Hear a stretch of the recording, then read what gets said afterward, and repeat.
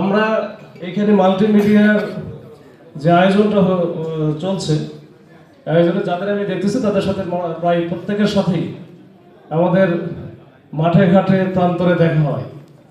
তো আমরা সবসময় একসাথে থাকি বলা যায়, একেবারে কি বলা যায়, মাঠেই থাকি।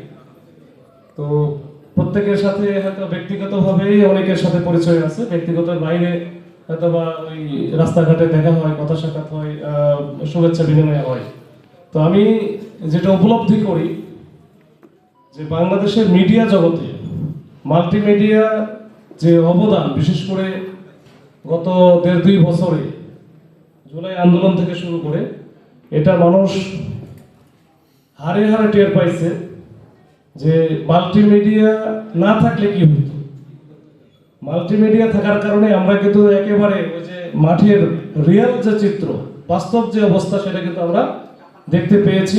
এবং আমি মনে করি, আমি যেহেতু গত 1.5 বছর বা এরকম 5 আগস্টের পরবর্তী সময়ে যে সারা বাংলাদেশের যে একটা ভিন্ন পরিস্থিতির ভিতর দিয়ে গেল, এখানে বিভিন্ন রকমের দাবি দেওয়া, আন্দোলন থেকে শুরু করে অনেক রকমের সিচুয়েশন তৈরি হয়েছে, আপনারা জানেন।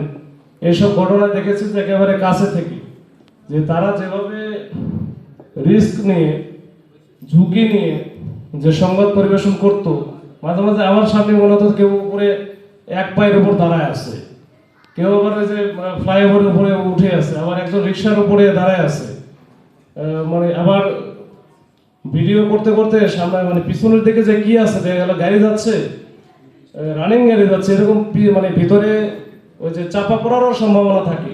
তারপরে কিন্তু রিস্ক নিয়ে তারা কাজ করতেছে, আমি নিজে দেখেছি। আমি অনেককে মানাও করেছে, ভাই এরকম ভাবে রিস্ক নেওয়ার দরকার নেই, আপনার যদি 2-1টা ফুটেজ যদি বাদও যায়, আরো অনেকেই আছে, না থাকলেও সমস্যা নেই, কিন্তু নিজের জীবন তো আগে আগে নিজের জীবনের সেফটি সিকিউরিটি দরকার, তারপরে অন্য কিছু। তারপরে দেখি তাদের মধ্যে ব্যাপক ডেডিকেশন। তো তাদের অনেকেরই হয়তো বা অনেক রকমের অসুবিধা আছে, অনেকের যে এই যে রুজি রোজগারের জন্য যে টাকাটা দরকার, যে উপার্জনটা দরকার, যেটা স্যালারি হিসেবে যেমন আমরা পাই বা আরো অনেকে পাই, এই মাল্টিমিডিয়াতে যারা আছে তাদের এরকম বহু সমস্যা আছে, বহুবিধ সমস্যা আছে।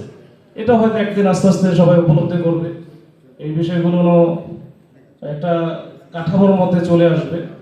তো সেই আশা রাখি। তখন তাদের যে ডেডিকেশন আমি দেখেছি মাঠে, বাস্তব অবস্থায়, এটা আসলে একটা অন্যরকম।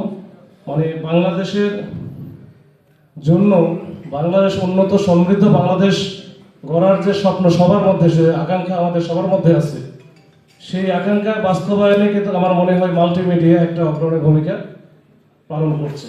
এটা একটা বাস্তব কথা, এটা আমি আমার অভিজ্ঞতা থেকে আমি এটা বললাম।